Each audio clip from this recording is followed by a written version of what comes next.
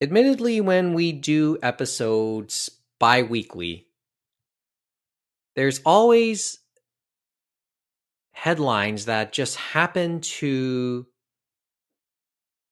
not regularly be talked about. And we just never are able to talk about them in the course of our regular shows.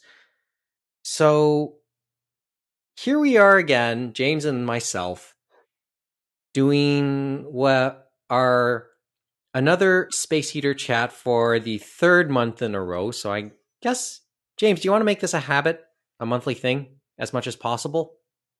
Or at Yeah, least, no, if there's something extra we have on the mind or something like that, or sometimes we have things that we want to bring up and then more comes to light later on that would enlighten the discussion. I think one of them we are going to talk about at the beginning tonight. We said, oh, we'll do an update on what we did the last Space Heater, but more came out this week from other sources that made it more intriguing to talk about. yeah, yeah, not all of it is admittedly anime manga related, but as we say here, there's plenty of overlap, I think, right? Yeah. So, James, where do you want to start? I What guess what we could what has your start. attention We that should start off with Sony again. It seems like we've been talking about Sony for forever. It seems like, especially with them intermingling with anime and video games and everything else, right? they're easy whipping boys in that sense. I mean, regular topics for this show always tend to be centered on one of two things: Sony and the streaming services, which in the case of Sony is a lot of the same too. So, latest development, at least that has our attention Sony wise, and specifically Sony wise, that we haven't brought up is the legacy PlayStation stores that we mentioned about a month or so ago. Correct. They said that they would close up the PSP, PS Vita, and PS3 online stores. That was what was intended. And then there was a change of heart. There was a change of heart in, well, mid to It late was, April. yeah, and it was just for PS Vita and PS3. So PSP will still be closed, that store. But Jim Ryan, it was funny, was the one that put it on the PlayStation blog saying that they say now that the incredibly passionate fans love these, so they're gonna keep them operational, and that's nice. But I think it's more of a stay of execution for the PS3 store and the PS Vita store. At some point, they're gonna let them go because this is the same Jim Ryan that said we have the data that says everyone asks for backwards compatibility, but we know no one ever uses it.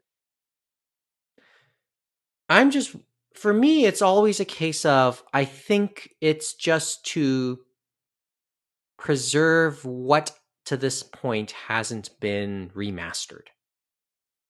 There's, I get it. There's a lot in the PS3 library. There's a lot in the PS2 library. And I think if I'm to make a guess, it's just to make sure this, like, first of all, I'm in agreement with James on the whole idea of that this is a stay of execution. There will be a gone point for said stores, for the Vita store, for the PS3 store. They'll be gone at some point. I'm still convinced of that. It's just more of a matter of making sure all the titles in there have a proper archiving so that none of them would be lost to history. And this is the first generation that we had these digital stores. We, PS3, and Xbox 360. So Xbox 360 fully up and operational. Unfortunately for we know that's already been closed down. So there have been games there that have been lost to time that were only on there on WiiWare. So Mm-hmm. that is sad in its way. Like Konami had some great remasters and redos of some of their older games, like the GBA Castlevania game.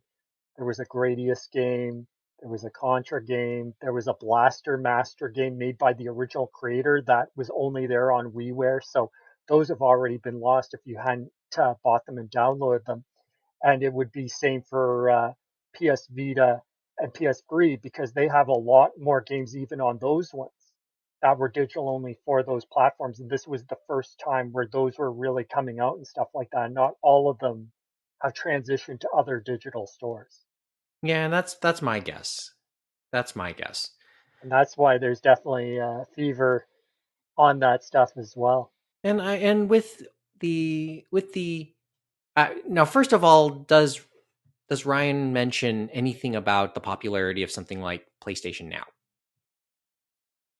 No, I don't see anything. I haven't seen anything yet on that. It seems like we hear more buzz from Xbox on their Xbox platform for their streaming video games than we do for PlayStation. But PlayStation feels it's like with PlayStation Now, they're playing catch up in that department.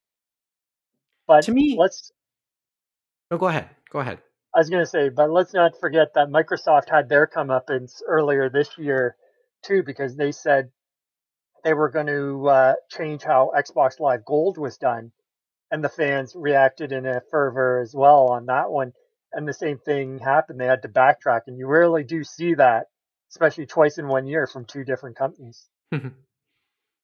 For me, it's always a case of, as I said, it's just making sure that there's something in posterity, something for posterity more specifically, and to prevent titles from truly being lost. Like, But there's a thing about archiving for me, and maybe for a number of people.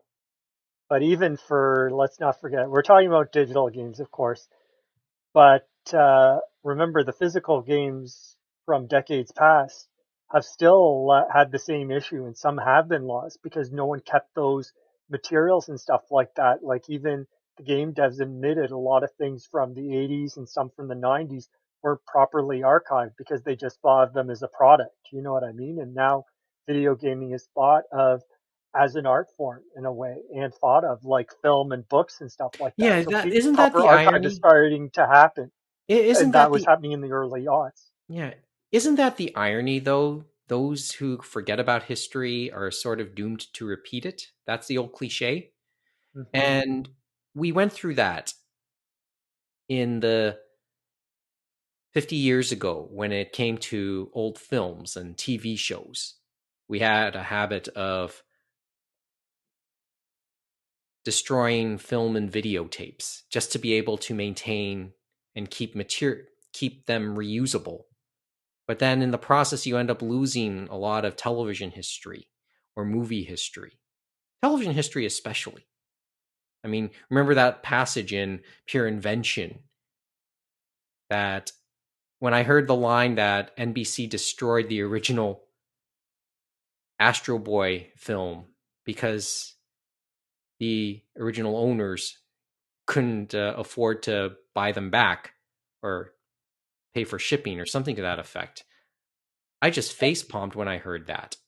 And then we heard about, remember, Sean Kleckner because they were the ones that released the old Astro Boy dub and stuff like that. And they had to go to all the affiliates to get the materials to make those DVDs and stuff like that. And even Discotech for some of their releases, they've been on the search for lost dubs and things like that that were on all these different affiliates. And some of them, as you said, might have destroyed those tapes because they didn't see value. It's like, oh, it's just a kids program or something in their Yeah, mind. and that's, as I said, that's the sad irony.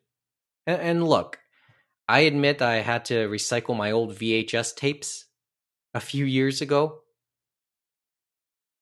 Maybe there's some regret because there's somebody could be looking for them, but I'm thinking there's a lot of other people who did the same and probably would have archived them. If you still have them and you have means to keep them, please do so. It'll it might come become important at some point down the road. Even and this isn't anime related, but I'll give a anecdote again. Johnny Carson in his final episode hosting the Tonight Show, he acknowledged that the first 10 years of his program, of his hosting the Tonight Show, were lost to history, probably in a similar manner. So about 15 years ago, you saw all these videos promoting past Tonight Show episodes with Johnny Carson, and they're only clips, but they only go so far. So you don't really see any of the black and white episodes. And really, they're not complete episodes. I'm just wondering if those are just random clips or edited best ofs as a because by necessity because they weren't complete episodes.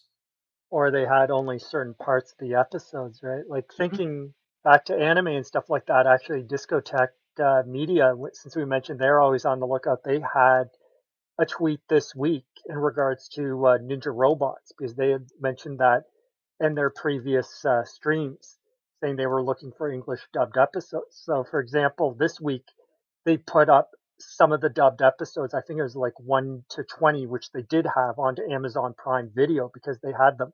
But they said don't think we found them all. We're still looking for more English dubbed episodes. And they said to people, we're missing episodes 24 to 26, 38 to 42, parts of episode 34. Any copies of 21 to 43 would help, they said. And they're looking in Australia because it aired in the 90s and early aughts on Cartoon Network there. And they also were looking in Southeast Asia, even though people said there that many people probably didn't record on that one. And they were also looking for contacts from Televisa because they would be able to help them. And they've sent cold emails to Televisa and haven't heard a reply. So you never know. It's a long thing to try and recover things, especially when certain people see no value, right? As I said, don't make fun of those tape collectors anymore, guys. But hopefully They might Discotheque unlock a part of your past that you so badly want to see. hopefully Discotheque is able to pull a rabbit out of the hat like they did for 1001 Nights with that dub or some of the other dubs they've been managed to find, right? But Mm-hmm. it's a tough process. I know. We'll talk a little bit about 1001 Nights a bit later on. Well, towards the end, I suppose. Okay.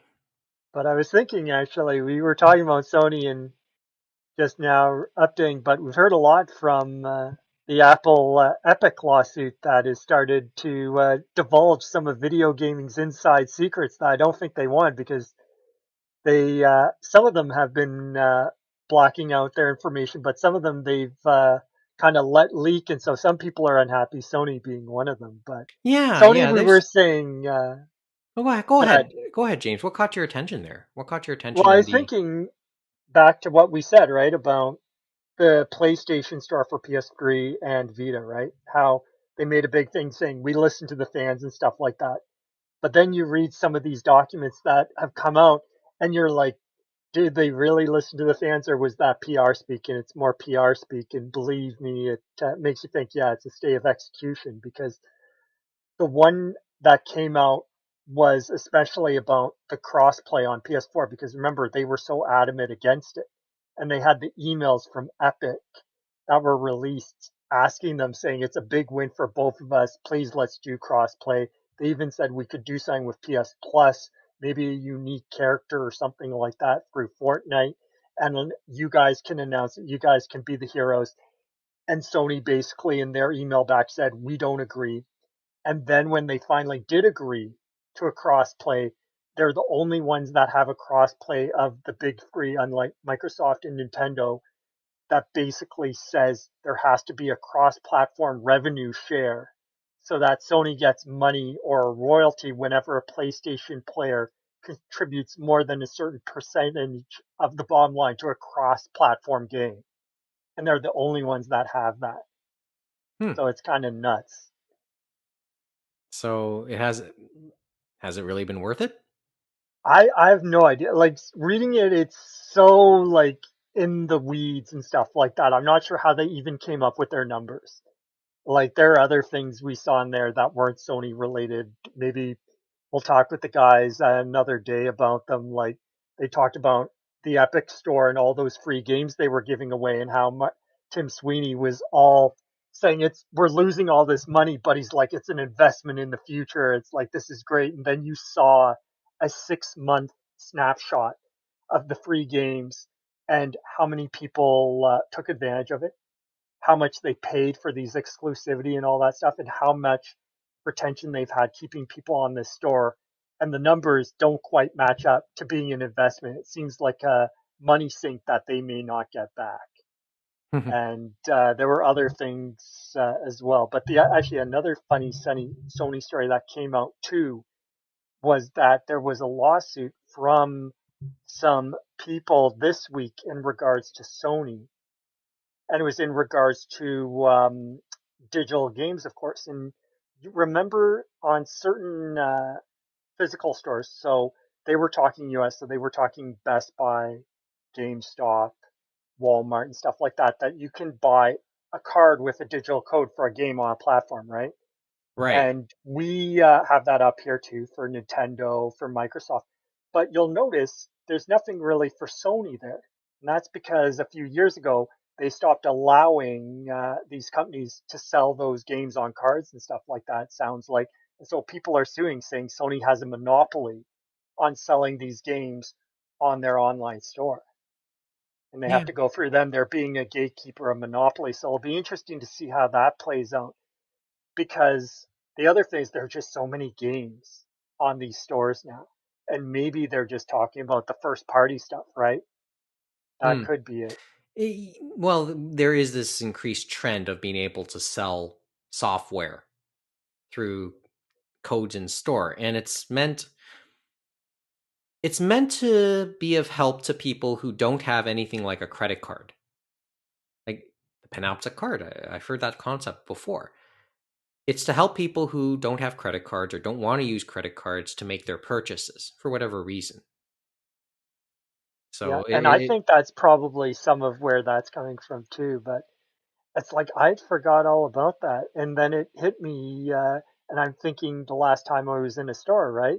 Which Mhm. is a long time ago, unfortunately. But Well, I yeah, thought yeah, yeah. back to I thought back to it in that section of the store, and I'm like, you're right. There wasn't many Sony cards there selling certain games. It was only Nintendo and Microsoft or Steam. And so it's like, yeah, I could see where they're coming from. So it'll be interesting to see what happens with that. But I think they'll be in for the longer haul. I don't think they're going to be Well, doing the best you snap of can the get, fingers like they did yeah, with best you can get the is just PlayStation Free or Vita store, cards for PlayStation Store itself. 25, 50s, hundreds. That's it. Just or like any other. PS But or PS Plus, which is yeah, their subscription service. it's nice, I guess, but it's not really specific. And Too I think general. that's where they're going to do their argument. They're going to say, well, we're giving you the ability to buy money or credit for our store, which you can then use to buy them in our environment and stuff like that. So that'll be their argument. It'll be interesting to see how that washes. Hmm. Who knows? I mean, I fully admit I've in the past bought, like, over the last year I bought $200 worth of PlayStation cards for 10% off, right? So basically 180. It was That's how interesting. that's how It, I bought like that's that, how I bought my Yakuza games, really.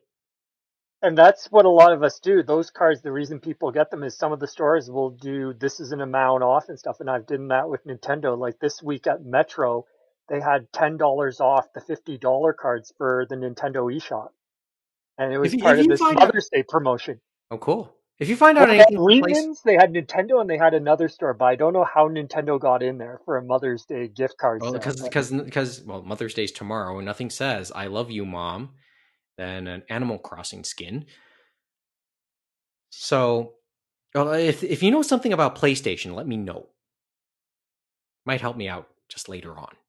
well, the only one was the one I told you, that one, I forget what website, but it was the one, and they were selling the American PS Plus Yeah, that's it. subscription year codes. CD keys or And that something was like the that. thing, is that for money, if you're buying it for like the eShop or Microsoft or Sony, you can't use American credit on the Canadian store, obviously. But That happens all the for the time. games, And the subscription to PS Plus, because you've already paid for it, right? We share the same codes and stuff like that. So that's why we can use the American one, which is kind of nifty sometimes because sometimes you can find a deal somewhere. Because that one I talked about, PS Plus, we were paying, and it was for Canadian dollars, $35 for subscription. And that's really good considering they bumped it up to about $70 a Mhm. couple of years ago. And So they have codes for both stores. yeah, Really. and the best we ever did was the one Boxing Day sale where it was $30. So that's the lowest a lot of people have ever paid. So it's not too far off. Buy one or buy a stock up on a couple cards. You're good for a couple years. But the last thing to say on the Epic and Apple lawsuit, which is probably going to change the industry forever, these two glass going at each other, like this will be something that will affect people in the video game space for a long time. As we said, some story holders and platform holders have been unhappy, like Sony, in that because some things haven't been blacked down and people have been caught off guard. But Nintendo, their lawyers are always on the hunt, as we know, and they made sure their stuff was blacked out. But on Twitter, I saw they were trending because one thing they didn't black out in their contract document between themselves and a third party game or content provider or something like that, Publisher, between them in Japan, basically, what a publisher.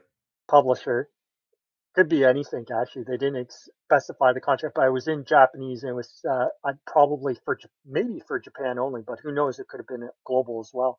Hmm. Was who they will not deal with, and one of the things was they didn't say Yakuza specifically, but they made it in the Japanese tone, saying that if you were associated with the Yakuza or any of those type of people, you will not be null and void for the contract. So everyone, I think, on the internet and Twitter went crazy for that. I heard, and we're publishing, for example, images of when Yakuza 1 and 2 were on the Wii U, and they said, "How did that get through there?" They said, "How would this apply to the Yamauchi family of old, since they were in the Hanafuda cards?" And we know that those were used in the gambling dens of old in the late 19th century, early 20th century. So Twitter had fun there, but I guess it rings into what we might talk quickly about next is your love of Yakuza the series. Well, I guess Because that's I not heard there was a back big to that in a announcement. second. I know that Apple also like to point out the type of material and the type of games that are known to be inside the Epic Store, and there's probably a little bit more mature content than they would prefer to have. I mean, Apple themselves would prefer to have. They've always had an aversion to adult material. They've definitely been the most biggest gatekeeper of that compared to other stores and stuff like that. Hmm. Hmm. But there Just have been different crazy things. Like they had Tim Sweeney pointing at consoles to identify them, and it was just some of it was just bonkers. It's like some of them you were thinking, is anyone awake in that courtroom?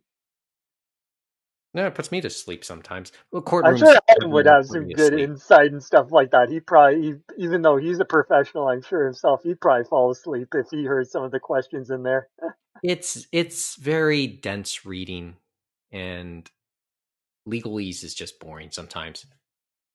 I Some of mean, the stuff that some comes people. through is still fun. Uh, I mean, Adam's a lawyer. I mean, I could never be a lawyer because of how. What's the word? Dense. Dense. I've used the word. I'm not totally sure that's the right word to describe legalese, legal speak. You But it's definitely have to go through the weeds and stuff like that, especially when you're dealing with the law, because it can go from how something is defined could change how it is determined to exist in the eyes of the law. You know what I mean? it's all in the Compared to wording. how a mundane person might interpret it. Hmm.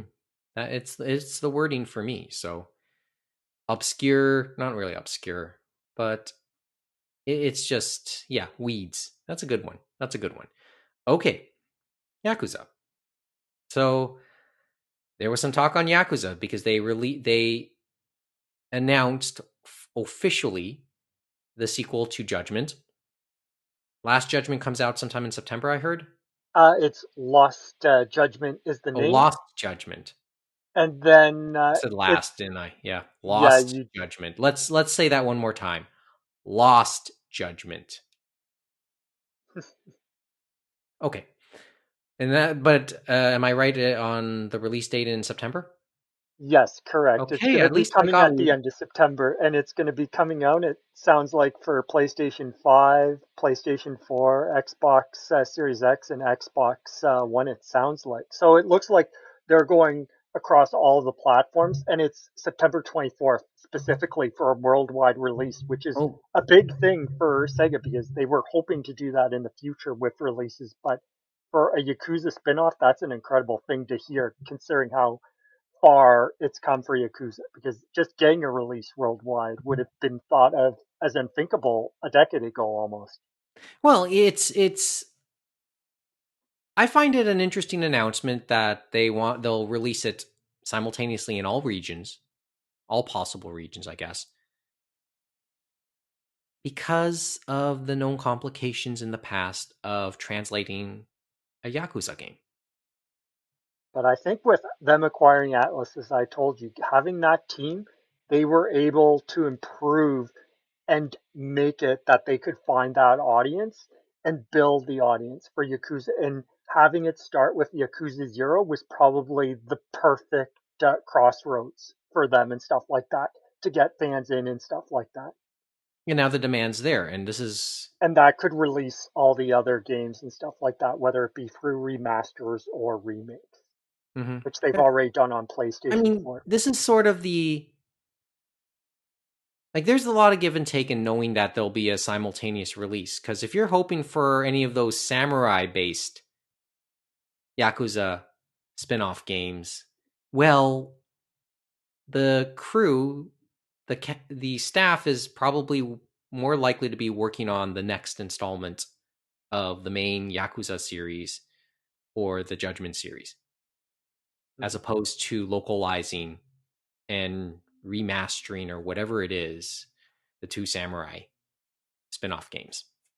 But yeah, being in the hands of the Atlas folks definitely helped them out. And the other thing in regards to this is when they did announce it this week, it wasn't just like, okay, here's the trailer, it's in Japanese. Like, it was fully dubbed trailer and everything. So it's like you have this worldwide marketing machine behind it from the start, which is kind of incredible because remember, it used to be, Mike, for us, you'd have the Japanese release and then it'd be a year or even later just to get that release until we got that localized marketing out even too. That's why, as I said, that's why this announcement has my attention. I'm not going to say it hasn't happened before, simultaneous worldwide release. It's just I'm thinking that's a more regular thing anyway these days. I don't keep up with video games nearly as much, but remember we've had this long discussion already about the Yakuza games and how long it takes for them for to translate a game. I mean, we just said it a couple seconds ago. Taking the Japanese version and then properly translating and localizing it for at least English consumption for sure. I feel But like it helps Atlas that they have those professionals and that they're part of a big corporation, so they'll get that material like sooner and stuff like that. I So think that's a that big definitely part helps. of it. And some Atlas games, they were able to do that because they were producing it themselves, but sometimes they have a licensed game, so you're waiting on the licensor to get you those materials and stuff like that. So it helps when you're there from day one, and then everyone works together across the globe to get it done. And that's probably a lot of what happened here. And that probably helped And the last Yakuza game, Yakuza Like a Dragon, even though it didn't come to PS5, it's going to come soon. mhm, But it was interesting. You mentioned it, Mike. They were talking about it. It was the main guy behind Yakuza, Toshihiro Nagoshi. Nagoshi, yeah. Yeah, Nagoshi-san, confirming that there was a split, and I hadn't heard about, but it sounded like going forward for Yakuza, they're going to do it similar to Yakuza Like a Dragon, where it might be more turn-based role-playing, whereas the Judgment series is going to be more brawling and real-time action, they say. Yeah. And I know fandom is there's mixed reaction to that. There's a mixed reaction to that. But keep in mind though, yeah, Like a Dragon is begins a new arc for the Yakuza series. That's sort of worth noting, right? There's a new main character who's, I admit, you'll have to. I haven't gotten to the game yet, so I admit I don't remember his name right now, but I think his name is Ichiban. Memories. Somebody correct me on that. But with the new focus on Ichiban, there's a new story. It's Ichiban's story. It's not Kiryu's story anymore. It's not, and it never really was Majima's story. He was heavily involved, and yeah, there's an arc within for him, but he's not the main protagonist either. The new protagonist is Ichiban, Yeah. and I think they want to keep and Ichiban has been introduced with an RPG playstyle. So we got used to telling the first part of his story in this format, and perhaps there's a logic in saying that his story should continue to be told in turn-based format. I mean, as I said, people are mixed on that feeling because yeah, the brawling style I've grown to like. I have not played Like a Dragon yet. I'm still waiting to start Kiwami 2. So it'll be a little while. And although some of the jokes on the internet are, if you are so unhappy about that, then what did you think of Yakuza 3? Remember the apparently there's a dip in quality after the two Kiwami games because it's just a remaster of the original versions of 3, 4, Yeah, and and they 5. did that as kind of a collection for 3, 4, and 5. Just to have, and once again, back to our original discussion, to make sure those games are playable in posterity for the current gen systems, and that Yep. they're not possibly lost to obsolescence in something like a PlayStation 3 store closing. Yeah, like they all were PlayStation exclusive, but some of them, as we said, have moved on to other platforms Hmm. like the But the move, Xbox. as I So said, it's the great move, to see more fans are trying to yeah, be found. as I said, there is sometimes that's your method of archiving. I think just make just the remaster to make sure it's just to ensure compatibility with current formats. hmm Anyway, There my was one thing just to mention before we leave. The other funny thing about the Judgment Lost announcement is that they went with the English title that they because remember the first spinoff was called Judgment, and now even in Japan it's going to be Judgment Lost and stuff like that. Because remember the original game in Japan was called like Judge Eyes or something to that effect. So it was a different title. So definitely with this worldwide release, they're stepping up and saying what's going to work across the globe. So it's interesting that they went Mhm. that route. And once again, the protagonist of the Judgment series is Yagami, and Yagami has been introduced in a partly action, partly stealth format. His game played out a little. His game is the gameplay to Judgment is a little bit different from the original, from the main. Yeah,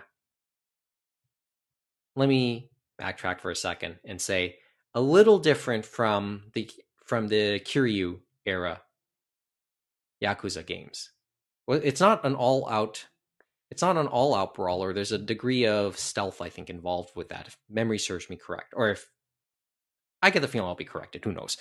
But it does play slightly different, and they want to be consistent with that gameplay as they continue to tell Yagami's story. So I think so. Personally, I like the brawling style, but I can't judge how I'd feel about the turn based style until I get to it. But for the sheer way they want to tell the story and keeping the play formats consistent specifically to each protagonist. And now the Yakuza series has three main protagonists hmm over its history in Kiryu, Ichiban, and Yagami. I think they want to keep it specific in that sense. There is an irony though, because both Like a Dragon and then Lost Judgment coming out, both the settings for both of them are in Yokohama. So I'm sure they shared some assets. But if you want to brawl in Yokohama, you can play Lost Judgment. If you want a little more See RPG action, you can go to Like a Dragon. the thing is, this is the other side of the argument. Those who aren't really upset about it, those players said they're in it strictly for the story, and it's a good story. They're Yeah, no, it's very good. they're very engaging stories, whether it's the main story or the side missions, because sometimes you need the side missions, or you'll get really depressed playing the main story, won't you?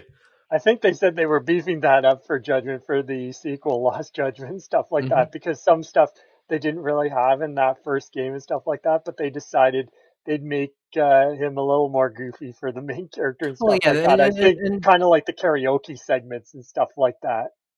and to be fair, maybe that's part of the compensation for taking out the all-out brawling style away from the main series.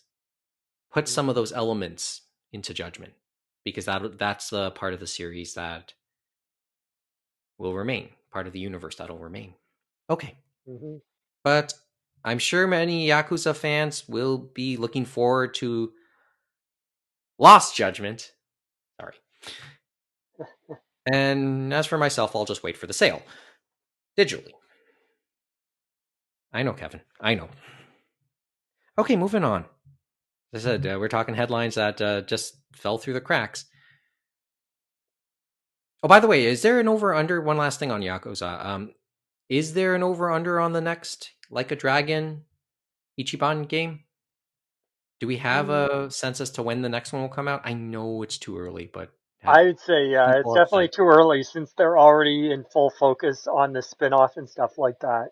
Even with it being so close, like, and that was the crazy thing too, is they just kind of, well, there was a bit of a leak, but after that, they came out the next day this week, and it's just kind of announced that, oh, hey guys, it's happening on end of September, and they gave the exact date, which you're just like, wait, it's happening now? It's almost Nintendo like, where it's like, here it is, guys. We're not going to wait for a year or whatever. It's just going to be a few months away, which is just kind of crazy. Hmm. Is some people plan their releases, right? But that Yeah, it feels well, like I guess snap of the fingers. in this case, let's just wait for Lost Judgment. I have to pause every time I say Lost Judgment because I have to be absolutely sure I'm saying it right. Uh, Okay, so as we're taping this, there are two noteworthy anime Kickstarters, and I know you've been keeping up with them more than I have, James. Correct. And so there's one that's ending tonight. And so it'll already be done by the time you guys hear us, but I think we've mentioned it in passing before, and that was the girl from the other side Kickstarter that was from Wit Studio, and they want to do a feature animation on that. And looking at it now, it's very successful. So they wanted 3 million yen, and now at time of what I'm looking at now, they're over 20 million yen. So they're 20,215,633 yen, and so that means they've actually hit all the stretch goals they had announced a few weeks ago, which was they've went over 13 million yen, they've went over 16 million yen, and they went over 20 million yen. So that's nice for them, and the girl from the other side, I think you said you had watched it. You might have watched it before too, Mike, I saw the on short the version, one virtual event because they were originally done as shorts by Studio Wit, and it had been premiered here in North America at the Fantasia Festival in Montreal. and I saw it at the JFF Plus, and it lacks plot to me, but it's a very art housey, very visually. It's a visual feast. It was fun to Yeah, watch. like even the manga. I It don't have I have nothing but really bad to say about it. So kind of like the Grimm's fairy tales sort of art style and stuff like that. It isn't what you typically think of when you read a manga, and it's coming out from Seven Seas as a manga now, and it's been enjoyable reading it. And supposedly it's just finishing up its run in Japan, so probably Seven Seas will finish it up next year with the final volume. I think they have one more coming out this year. I forget how many volumes it's about. I'd say 11 or 12 volumes, I guess, once it's finished. Okay. But with this Kickstarter, Studio Wits hoping they're going to do the feature length, they're going to do better visual quality and go over it more to make it more to the style of the manga. So now even the anime is probably going to be very different from what we think of as an anime, right? And we Hmm. were talking that before, even in Netflix, when we said you had foreign influence. Well, this is from a Japanese, from the manga creator all the way to the staff and all that stuff, and they're looking at it differently too and stuff like that. Should be a So worthwhile project for those who buy into it. yeah, but looking at it, it probably will be incredible. And they said hopefully they're hoping to deliver it by 2022 next year. But as we know with Kickstarters, these things can take time to get done, and so delays are probably inevitable. And then it'll be interesting to see how they ship it all out to everyone, since they're doing it from Japan, of course. Well, it sort of reminds me of the Kimiko Orange Road one. Okay. Yeah, no, they're still waiting on some other Kickstarters for them at Digital Manga, so there's still people still waiting for something from them. Luckily, There's the core people got what they needed. So mhm. How many years later? Animigo, Maddox. yeah, we had mentioned that because we hadn't seen when it was going to launch, but once they got all those Megazone 23 Kickstarter orders and backer orders done, because they've pretty much shipped them all out, and even I've received my Megazone 23 Kickstarter reward, which was the series premium box. They announced, I guess, a week or two ago that they were going to launch the new one, Metal Skin Panic Maddox 01, and they launched it last week. So they launched it on the Friday, April 30th at 9 p.m. Eastern Standard Time, and it was supposed to be $50,000 US goal, and they smashed Met through it. that, as Met we it said, in within an hour, 23 right? minutes. Less than an hour. Barely half an hour. Yeah, no, Not I bad. think Robert Woodhead had jokes about that, and he said, "Yeah, it's like I should have figured that we'd smash through it, especially since it's not just people from the U.S., it's people from around the world, except for Japan, are allowed to pledge for this, because that Megazone 23, the reason I had to do Slacker backer is for the whole Kickstarter was U.S. only, Hmm. because that one they were waiting on license approval for other regions, Hmm. but this one they had everything in order. This one is a special one to Anime Ego because this was their very first release for Robert Woodhead. And as well, they weren't sure they were going to be able to do this one in HD, but Robert Woodhead was able to, through different people, figure out that the original print was still out there. It was at Tokyo Ginzo Show, sitting somewhere in the lab, filed, and they were able to say, "Can you go to there and check it?" And they said, "This is Maddox," and so they were able to get it from there so that they could do it in HD for a Blu-ray, or else it just would not have been possible. Yeah, I see it. And it was funny too because you had that, and then when they were there and they were discussing it and they found it, they also said, "Oh, right beside it is Project A-ko." And as we had heard about Discotheque, they actually had a good Crunchyroll article this week talking about them finding it too, and how Robert Woodhead was involved. And once he said he was allowed, he let them at Discotheque know, don't worry, you don't have to worry about doing the Doomsday device and all this other stuff.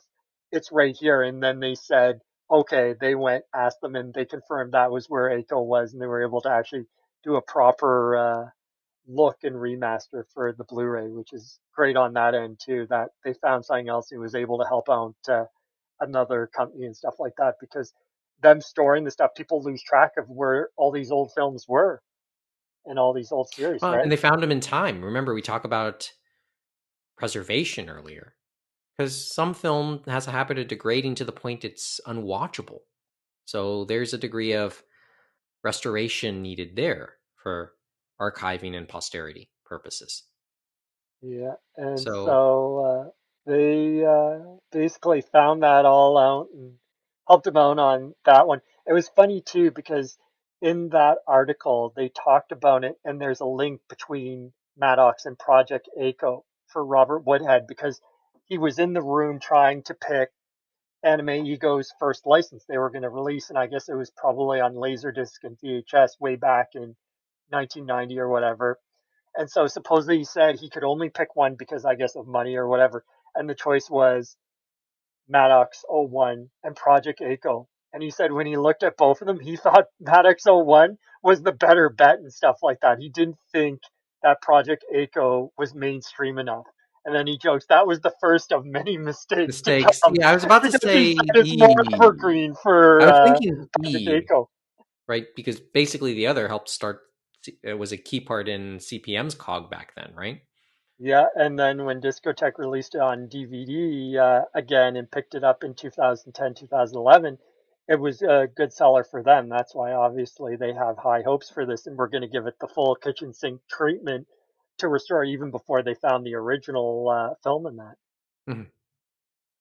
But no, so at the And present. somehow, don't cry too much for Robert Woodhead. He's managed. Yeah, no, he's very good humored throughout the Kickstarter, talking about, and even in you look at the little booklets and stuff about how he's just the guy who makes mistakes and all this other stuff, and that basically his mother and then his wife basically are you have the Eastern goddess and the Western goddess and stuff like that. They're the exclusive producers, not him. Or they So better they're be, yeah, and maybe the goddesses of mercy in many respects, or of great yeah, patience. but at the moment for the Kickstarter for Maddox '01. At present, it has 21 days to go, so you still have probably till the end of the month. It says last time to give donations for the Kickstarter is Sunday, May 30th, around 9 p.m. Eastern, so till basically about the end of the month. And at present, they have $141,605 US above the 50,000 goal. So they've hit a few stretch goal points because that's how they're doing stretch goals this time. They were doing in $25,000 increment. Sorry, yeah, $25,000 increments. So they've hit three stretch goal points. They're probably going to hit a fourth one. And what he was doing is at the end of the Kickstarter, he's going to do a vote with the backers, and then that's how we'll determine which stretch goals get picked. And so some have 1 point, like the new commentary and the new packaging, and then the other thing is 2 points. So that'd be 50,000. Would be a digital restoration pass, and then obviously another one is a Maddox Redux, where there were some scenes that director Arakami basically looked at and said, those didn't do well, or those were a mistake. So he's going to go back and fix some mistakes and redo them. Hmm. And they're actually going to show how they fix those mistakes. So that's a 50,000 one. And then the last one they had, which was a 3 pointer, a $75,000 stretch goal if it was voted for, was a new trailer. So director Aramaki was going to go and make a new 90-second Maddox One trailer with new original music and sound effects. Now that one, so far in the straw polls they've done, has been at the back of the pack. Everyone seems to want to do digital restoration pass, Maddox Redux, and then the next one is the 1.1s with the new commentary and the new packaging. Yeah, well, some things are more important than others. Okay, we'll keep up with both and see, and let us know if anything else comes out anime wise, I suppose. Okay, how much time we got here? So we're I don't almost think we 15 have minutes in. much time, do we? Because you No, said we no, were because going to I do 30 minutes and we're probably and going we're to double already that at the way we're going. closer to fit. We're gonna get over an hour almost certainly, and and of course I want to watch like I want to watch the end of the Overwatch May Melee tournament too. That's started as we've continued speaking. Okay, we got a couple minutes left anyway. We're gonna go as long as we need to. So So, are we going to talk about anime, I guess, for or stuff we're real? actually watching. Well, we can talk about stuff we've actually watched. I know you said I know on your recent I think watching you. list was Megazone. You got through the Megazone 2-3 Kickstarters? Yeah, I actually got through that, and it was fun watching all of them on. HD and stuff like that. So I got the premium one, which had the art book and had some great stuff in there. And then we had the 2 discs, and it included the first film, the second film, and then the third film, which is in 2 parts.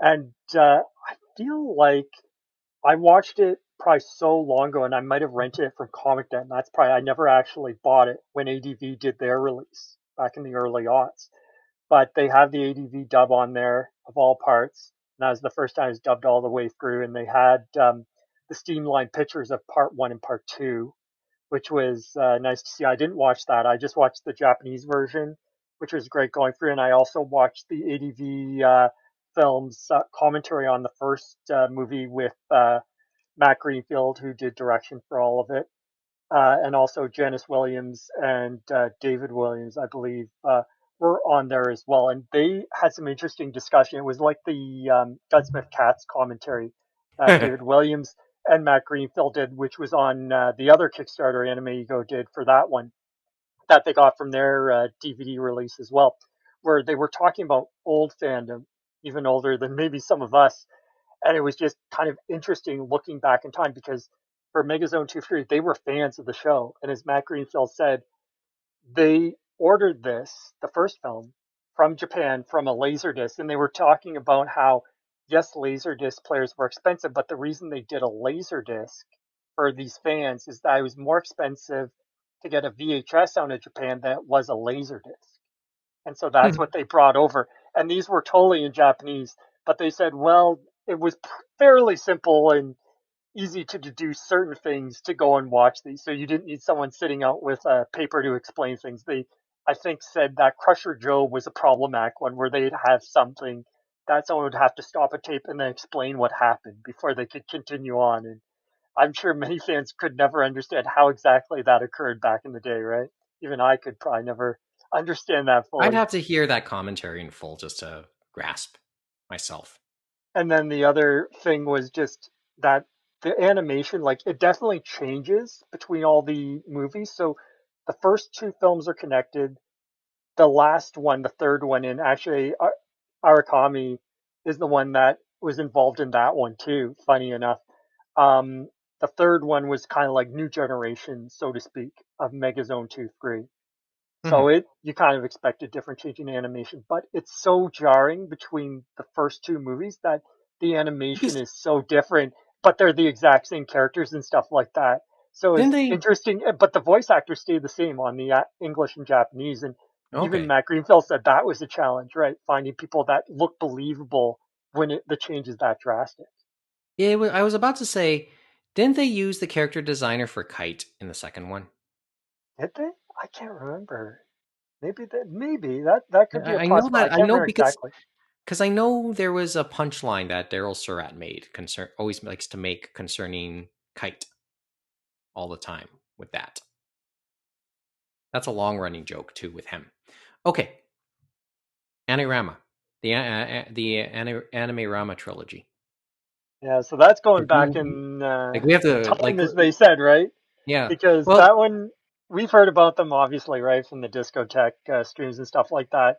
For 1001 Nights and Cleopatra, they released them last year, and they've been happy that people have been finding them. And those were the first 2 Anime Rama series films from Mushi Productions, Tezuka, Tezuka's old anime stomping grounds, as we know, that he created and started the way anime is made, as we know. But it's interesting. These films are not what you typically think because remember, we remember Astro Boy, we remember Kimba the White Lion, and all those more children's fare.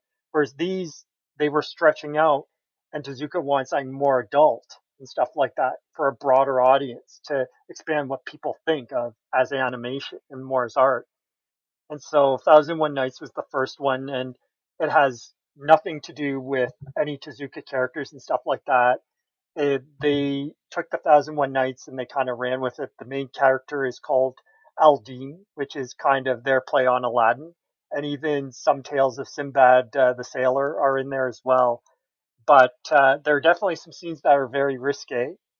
So it's not something you watch with the kids, but it's definitely art housey to a degree, but it's not something you would think of as anime. As you go along the different films, you can see that. Like the second one, Cleopatra, is very interesting because it's not just animation. The first part, there's some live action sequences and stuff like that before you get into them traveling back in time to see Cleopatra and stuff like that. And the other weird thing is some of Tezuka's characters, his famous characters, somehow show up in ancient Egypt.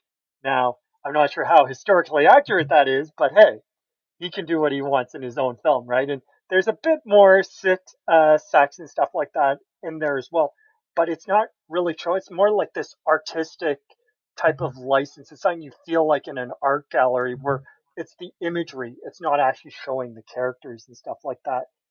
And it's interesting in that one too because I know Helen McCarthy helped out Discotech. She did a commentary on Thousand One Nights and on Cleopatra, and watching those are great to get an even greater understanding of them. Like she talks Mhm. about Cleopatra as well, the famous story from Fred Patton, because when they brought over Cleopatra to the States, I think in '73, they called it Cleopatra, Queen of Sex, and they wanted it to be the first, I guess, X-rated cartoon. Unfortunately, I guess Fritz the cat might have beaten them to that by a few weeks, they said. But Fred Patton, as she said, when he talked to Tezuka later on, said people were pissed at Cleopatra, Queen of Sex, because they were expecting, I guess, something more pornographic or more sexual, and that wasn't the case of what they got. So they were throwing things at the screen. They were asking the movie theater operators to give them their money back and stuff like that. And I could see why, because yes, there is stuff in there that's sexual and adult, but it's not like pornographic by any stretch of the imagination. It's be something you'd see maybe in a higher class art gallery. You know what I mean? It was more Mhm. interpretive and stuff like that.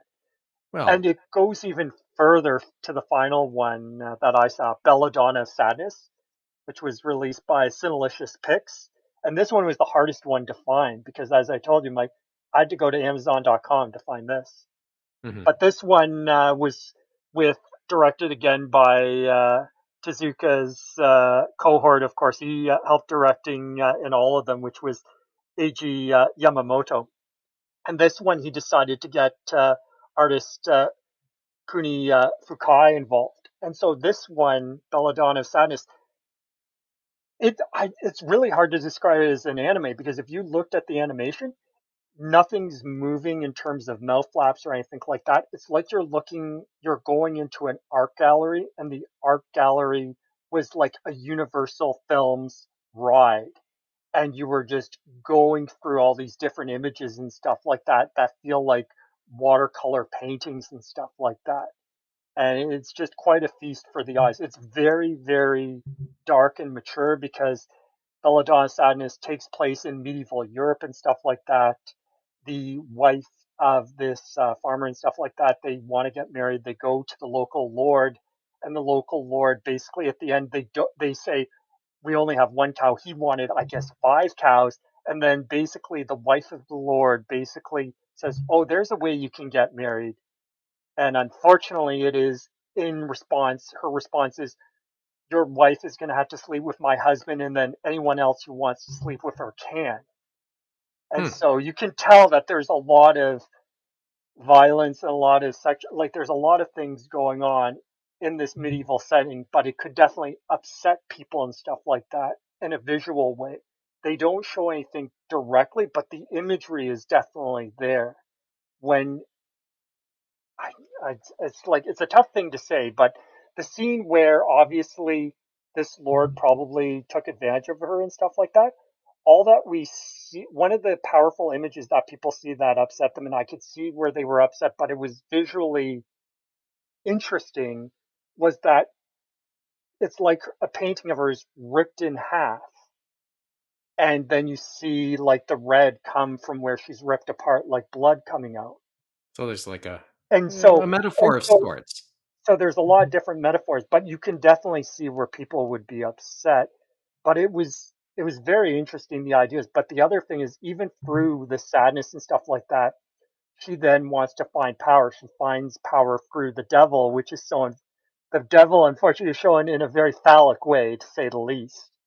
And then as she takes him up on his offers, she grows in power. She wears green, showing her power and stuff like that, and grows to get the confidence of the villagers and stuff like that.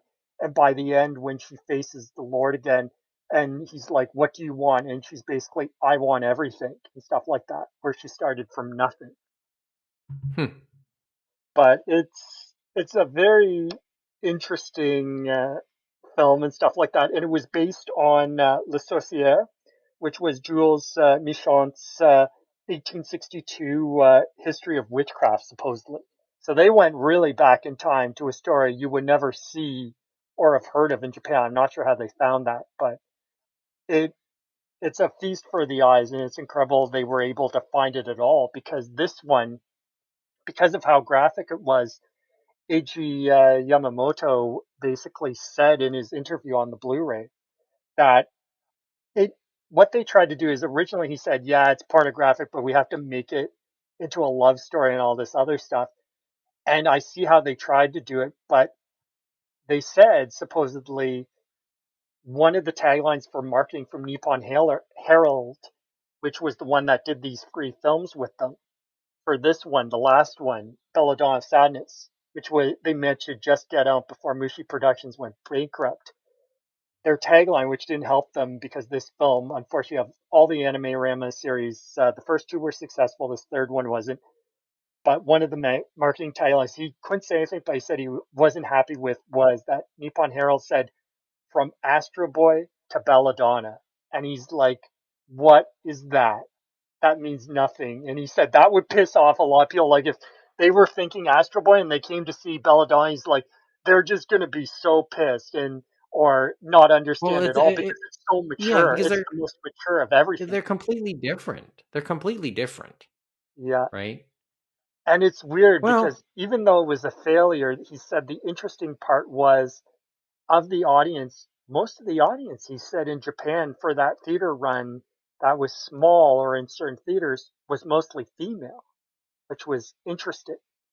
And they weren't able to sell it really outside of Japan since Mushi Productions went bankrupt, but people heard of it through word of mouth, and they had shown it at two film festivals in Europe and stuff like that, one in Berlin and another one in Belgium, and that's where they got the full print of it, because they yeah, had lost that's that original print, the more extreme print that we're watching of Belladonna of Sadness, because they went and recut it thinking they could get a better audience if they cut out some of the sex and some of the violence.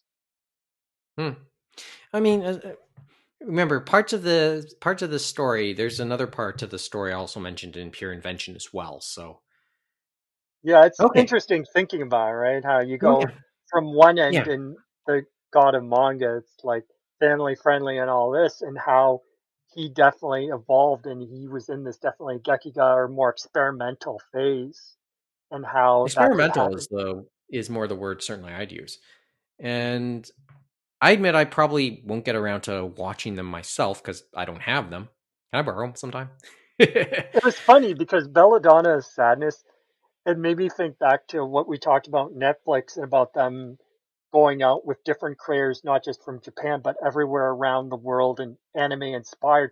And if you didn't see the crew and all this and were just watching the images, you wouldn't even think it's anime or anime inspired or whatever. It was just animation and paintings and stuff like that. And it was like going, as I said, like a thrill ride at Universal, except through a high end art gallery.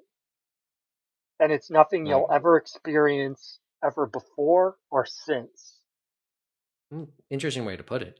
But anyway, thanks for telling us about a little bit more about your experience watching those and your thoughts. I don't have much to add, really, in terms of what I've watched. I mean, I spent my week watching all 6 episodes of Yasuke, and I'm not going to go too long because we've gone too long already. But did you watch dub or sub? Sorry to ask. No, I only watched one episode in Japanese. That's worth mentioning, I guess, right away. I only watched the second episode, and then I realized English was its original language. The thing is, it's worth noting that the the subtitling for the in Japanese, if you want to watch it in Japanese, the subtitling was an actual closed caption. It was a full closed, literal closed caption, word for word transcript of the English audio. So Interesting. that you don't get the little nuances, or at least an attempt at the nuances that might have came out in the Japanese version.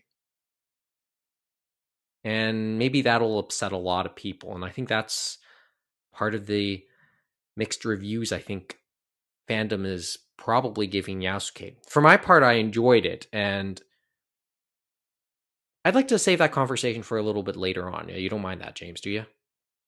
Yeah, that's Like when not we too have bad. the But it's others. similar to right with Evangelion and a few other ones where they're trying to get out all these subtitles and all these voices for all these different languages, right? Because they like it to be all in one, and sometimes it doesn't always work out. In Evangelion's case, even though it's an older series, people were definitely not happy with how the Italian dub turned out, and they had to go back and redo it. And I think even the subs were It's questioned. something else for me. It's something else altogether. It's not. I don't think that like I can't judge obviously the Japanese language version, the Japanese dub, if only because I don't know what was said. I don't know the I was thinking more of the subtitles in that, since you said it sounded like it might have been more closed caption, not as nuanced and stuff like Yeah, that. it's just as I said, it's just a closed caption. It's the script. It's the English script. It's the entire English script, word for word. So as I said, there isn't any the translation from Japanese to, if you're watching in Japanese language to English, it wouldn't. It's even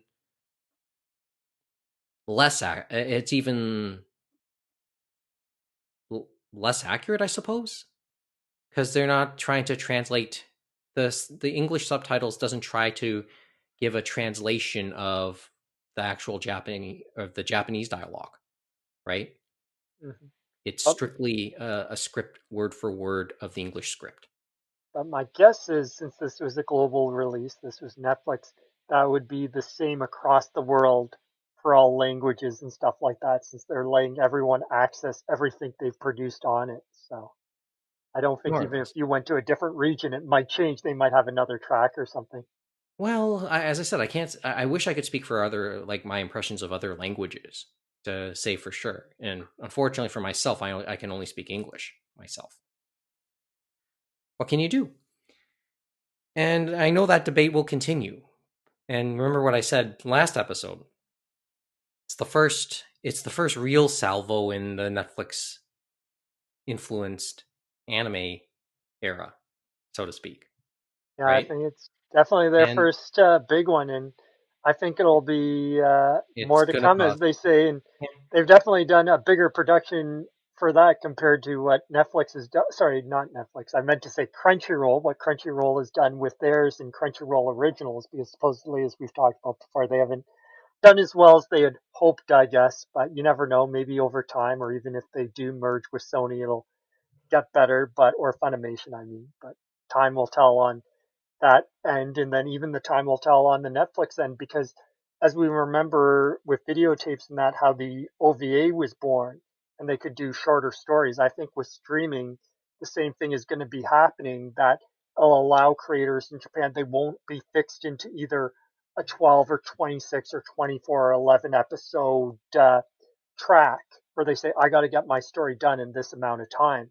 They'll be able to say, you know what, maybe I can do a more concise and a more effective story in a shorter timeline in those 6 episodes, or even a Or certain go the type other of way. episodes if I'm doing it streaming and And it's stuff like worth that. And I can change my runtime too, right? right. So And it's worth noting that the last episode was, I think, 10 minutes longer than the other episodes. So they did play with episode lengths. And we've had this conversation before. It's the thing about presenting on digital platforms I because you're think not no constriction. You're right. No I think constriction it's kind of like through the the medium. HBO effect, I like to say. You know what I mean? Because remember, HBO did that even when they were on TV and stuff like that. That they're like, okay, you guys are the creators. And they weren't always an hour long or 45 minutes long or whatever. Sometimes they were shorter, sometimes they were longer. And more people saw that with Game of Thrones, for example, because that was one of the most popular ones ever. And they started to realize that it doesn't have to be a set time every week or a certain number of episodes per season. It's whatever the creative story and forces dictate sometimes. Yeah, and I guess because HBO knows how to fill it in properly. There's no real And they didn't have obligation. to worry about commercials and stuff like Mhm, that. And so does streaming. They don't mhm. have to worry too much about commercials either on some of them. And even if they do need ads, they can just plunk it wherever they want. Sometimes it isn't always where you want it, but they can. Yeah, no, it's a nuance. It's an interesting point you bring up HBO actually. Now that you bring it up, it's yeah, it's food for thought. But I know we'll talk more Yasuke in the future. As I said, I would recommend it personally. I personally liked it, but I can see where a lot of the detraction will come in as well, where the criticisms are going to come in. And I'll be curious to watch the debate as that unfolds. I can tell you this much, though, and this much I'm fairly certain of.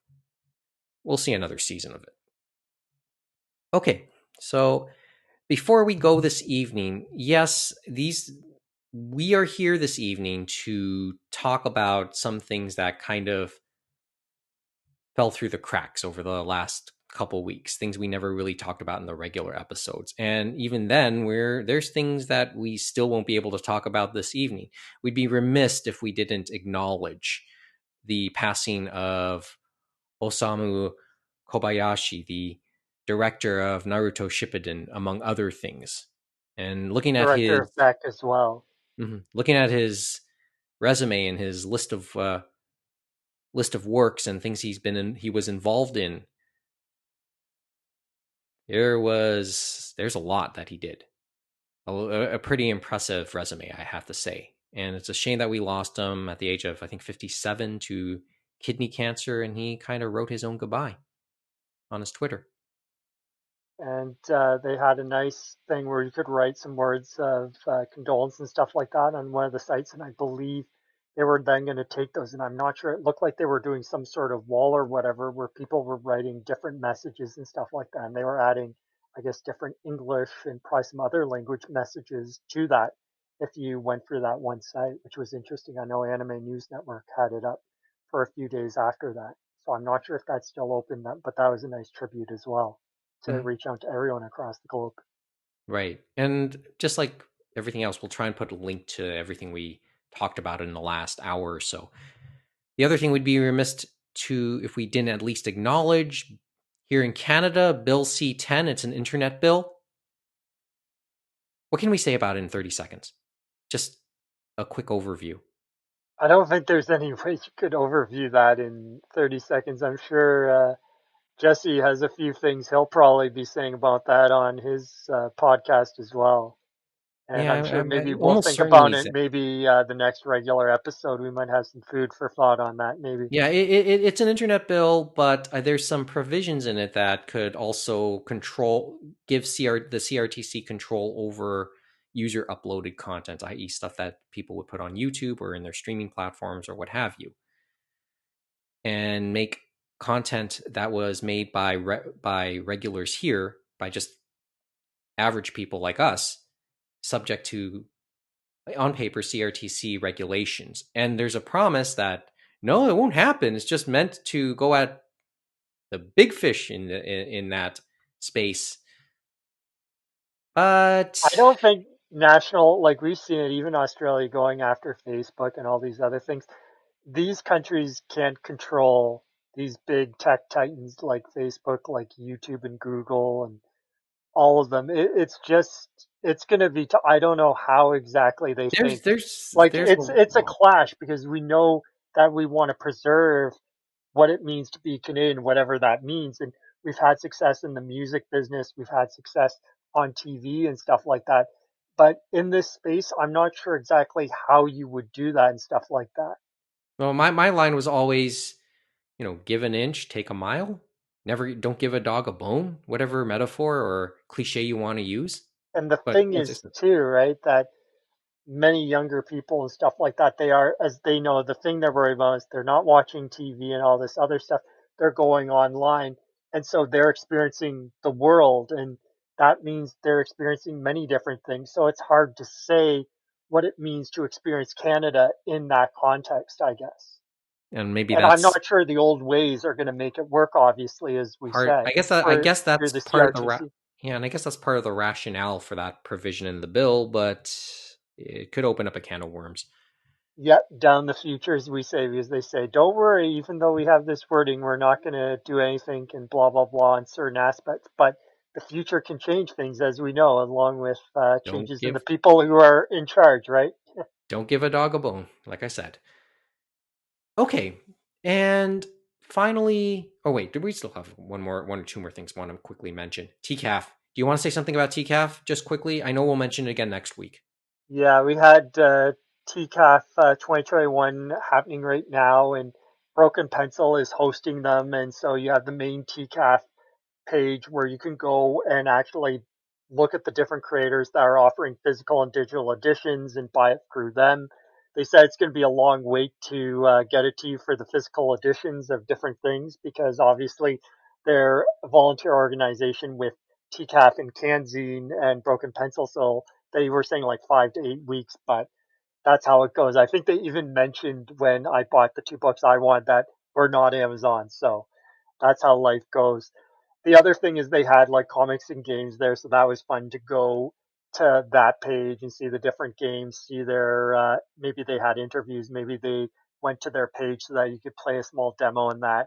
And the Canzine had some different things, looking at some of their different scenes and different artists and stuff like that. They also had the YouTube page for TCAF, where basically they were doing the panels. Some of them are live, but some of them are being pre-recorded. So the ones me and Kevin mentioned that we're interested in for pre-record is the one on Wednesday at 7 p.m. and that's going to be with Nagata Kabi, and that was the offer behind My Alcoholic Escape from Reality, which just came out. I got my copy just a few days ago, and she did some other ones that Seven Seas has done as well, as we said, like My Lesbian Loneliness, I believe. I forget what it was called exactly now, but she's had a few others that Seven Seas released, and they were quite intriguing. So that's at 7 p.m. on May 12th on the YouTube page of TCAF. The other one, the next day for Thursday, is the creator of Cells at Work. And so they're going to basically be looking at that. And I think that is at 3 p.m.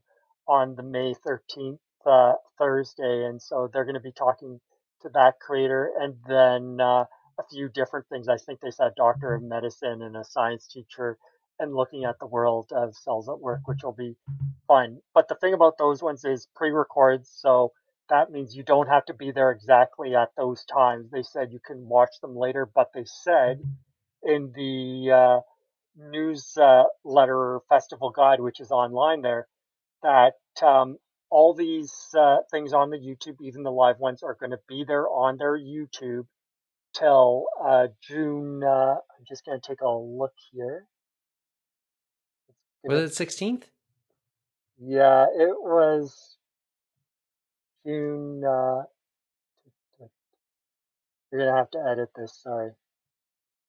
Okay, Like we're it's editing. until June 16th. So, Like you know, we haven't really edited the Space Shooter Chat episodes. I just put them up straight.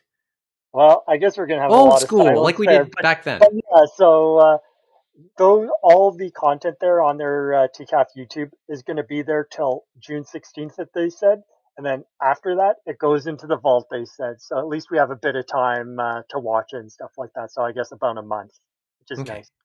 Yeah. And I know you'll say more about it. You and Kevin and Jeff will probably say a lot more about it next week. One last thing, since it's been mentioned in past episodes, just after we finished taping episode 41 last week, we noticed the anime lockdown Twitter. It's been confirmed the next anime lockdown convention it will happen. It'll happen in July. I believe the dates are the 9th to the 11th. You can check out the details there. They're doing panel submissions now. What a surprise. JP was thinking about it, wasn't totally sure. And it's happening. A week later, as we say, right? But Yeah, no, he or a definitely said couple weeks later. Yeah. he was thinking about it, but it was a matter, does he find the time and will he be able to set it in the way he wants Well, to do? he's And he gonna obviously thought about it and he's found a biting way, the as they bullet. said. And he also Good luck, said JP. in the Discord, he said we can hang on the Discord, but he says once the con comes in July, he's going to set up a new Discord for us to hang out. And I think some of the comments to that was, are we still going to have a broken elevator, or will the elevator finally be working for the next con? Well, and will there be a wedding going on? That's my question. I'm sure we'll know soon.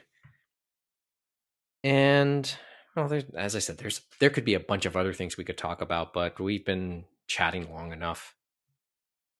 So I think let's end this now. Besides, there's an Overwatch game I want to finish up. So that's all we got for this Space Heater chat. If you have any questions or comments, and we've gotten a couple, we'll acknowledge. There was something interesting on the Facebook page in relation to episode 41. I'm gonna send a personal response to that one. Thanks to whoever wrote it. But if you have any comments or questions, anything you want to say, you can put it on our Facebook page, or whenever we put up entries on the Anime North Facebook pages, official and unofficial, or you can email us, animeroundtable@gmail.com, or leave us a message on Twitter or Instagram, or better yet, follow us on Twitter or Instagram at Anime Roundtable. And well, our vault and archive is also still around, and it's available for anybody to listen 24/7. www.animeroundtable.com. You can also get the show notes there. But as I said, that's all we got for this time around. Thanks for listening. We'll see you next week, probably next week, for episode 42. Does anybody have a score on the Overwatch game?